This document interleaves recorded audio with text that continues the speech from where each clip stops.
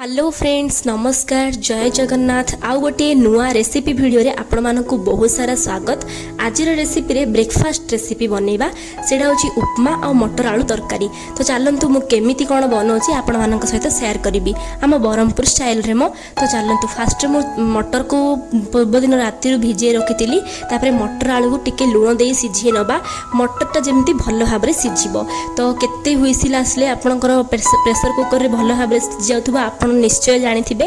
तो मटर चोपा छाड़ी की जेमती मटरटा भल भाव में सीझे से भाव में टिके सीझापी चेष्टा करंतु। तापर एडी मु उपमा बनैबा तेल ता सहित सोरिष आ टिके बिरी डाली बादाम मो पाखरे थिला तो सेति नेली आ अधिका बास्ना पई भृषंग पत्र आपण चना डाली मध्ये यूज करि परिबे। तो सिमेई टिके अधिका देबे जेहेतु उपमाटा हमरो माने टिके मु टिके बेसी माने जो सुखिला वाला उपमा बनाएनी टिके माने पानी टिके थिले भल लागे उपमाटा खाया पई आ पेट पई मध्ये भल आम शरीर खराब होबनी। तो सिमेई टिके अधिका पड़ले उपमार ये टिके सुखिला रहेनी। तो चलंतु एमिति केमिति मु बनौची एही भली भाबरे आपण बनांतु आ चैनल टिको दया करी सब्सक्राइब करंतु लाइक गोटे तो निश्चय करंतु ढेर सारा कमेंट करंतु आपण मानको केमिति मोर को रेसिपी कि आउ कोन आपण वीडियो देखिया चाहउचंदी एही भली भाबरे आपण माने कमेंट करि परिबे। तो देखंतु मु केमिति पानी देली जेतिकी आवश्यक अनुसार तापर पानी दे देबे सिमेई भाजी सारला परे तापर दे देबे लूण आपण चाहिले पियाज मध्ये ऐड करि परिबे। मु कहिबा को भूली जाइथिली मु ओसा व्रत दिन जेहेतु करूची तो पियाज मु यूज करनी आ अल्प टिके गरम मसला बास एतिकी हैला परे आपण सुजी जेते बेले माने पकाउचंदी फुटिला परे सिमेई सेते बेले देखि जगी रखी टिके सुजी पकेबे काहे कि ना अधिका सुजी दे देले उपमाना हमर सुखिला हे जिवो आ खाया पई भल लागिबोनी। तो माने पानी जेतिकी देइथिबे तार टिके कम सुजी देबे। हमर मटर आ आलू को सिझेवा चलछि। तो ए देखंतु केमिति मोर लुक मोर रोसई घर आ एडा भी कमेंट करी कहंतु मोर रोसई घरे मोर गैस आ मोर रोसई घर लुकटा केमिति देखा जाउछि।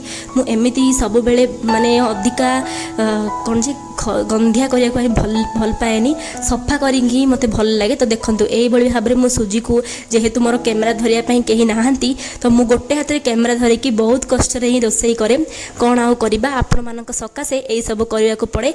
हो ठीक अछि किछि भी असुविधा नाही मु मन दुख करेनी कि मते केबे कष्ट होइनी कि मु वीडियो आपण माने मु जेमिति कष्ट करी कि आपण मानक वीडियो दउची आपण माने मध्ये आउ टिके मते लाइक शेयर कमेंट टिके सब्सक्राइब अधिक करले बहुत ही खुशी लागिबो। तो देखंतु एई भली भाबरे उपमा टिके बनेबे जदी चाहुचंती आपण को पसंद तो घियो टिके ता ऊपर देई परिबे आउ टिके अधिक बासना आ भल लागिबो। तो देखंतु मु तापरे मटर तरकारी केमिति करबी।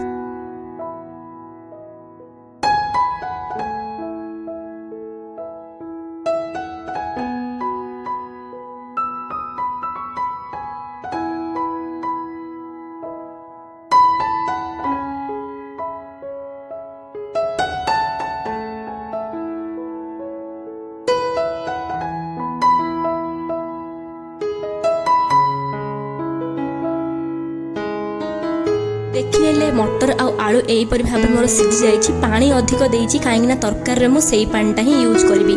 तो देखंतु तापरे जीरा सोरिष अल्प टिके चीनी मु निए तेल सहित काहेकि ना कलर होवा पई मु अधिका किछि मसला यूज करेनी कि तेल अधिका यूज करेनी। तो देखंतु सेमिति माने जीरा सोरिष आ टिके चीनी नेला परे तेल रे टिके चीनी नेला परे जीरा सोरिष आ टिके भृषंग पत्र कंचा लंका टमाटो पियाज चाहिले मध्ये आपण एठी ही ऐड कर देबे।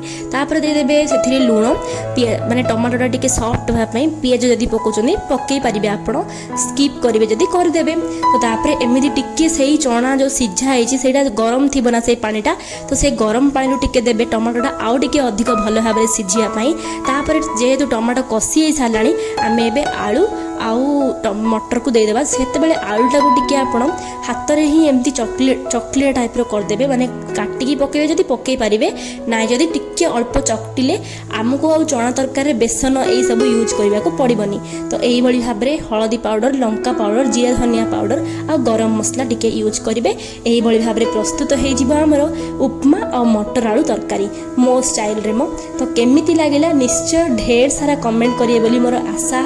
तो मु बहुत कष्ट रे वीडियो बनाए तो सही कष्टर फल मते टिके हो पछे 100 रु 100 पछे न मिलू केबे भी आशा करेनी मु बहुत ही मते मिली जाऊ बोली अल्प टिके भी दियंतु जहाँ भी भल पाइबा देबे सेथिरे मु खुशी अल्प हो कि अधिक हो।